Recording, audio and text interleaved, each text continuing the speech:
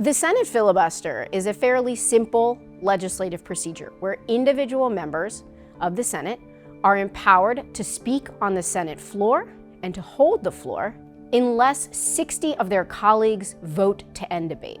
And so in order to vote for a bill, in order to debate a bill, in order to introduce a bill, a senator can opt to filibuster, and in so doing, make it impossible for their colleagues to move on with legislative business.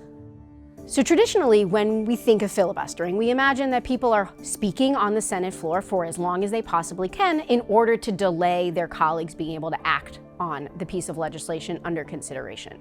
Today, you don't even have to do that work. What you do is you tell the Senate Majority Leader that you're thinking about a filibuster or you would like to filibuster a piece of legislation, and because the Senate's schedule is so packed, they're looking to prioritize bills that they can swiftly move through passage, and so lawmakers are simply going to move on to legislation that is not engendered a filibuster protest.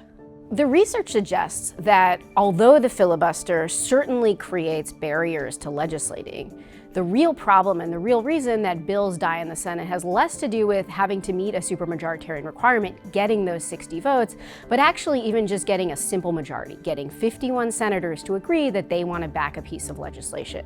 What we see in the research is that more bills die because of intra-party fights than they do because of the use of the filibuster.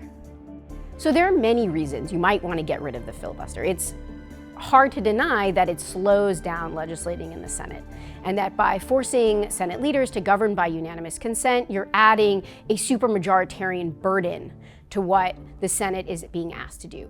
But what's important to recognize is that there are ways to change the filibuster that can be done by a Senate majority.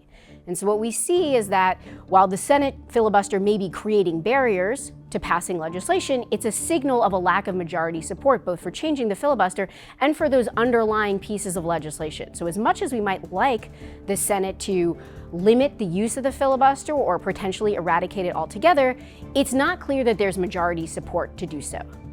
So the bottom line is this. There are many good reasons to not like the filibuster. Certainly on principled grounds, you might say that a majoritarian institution like the Congress should not prioritize a piece of procedure that enhances the power of the minority. When it comes to actual results, it's unlikely that altering the filibuster will change the Senate's capacity to be productive in the ways that it seems most Americans want it to be.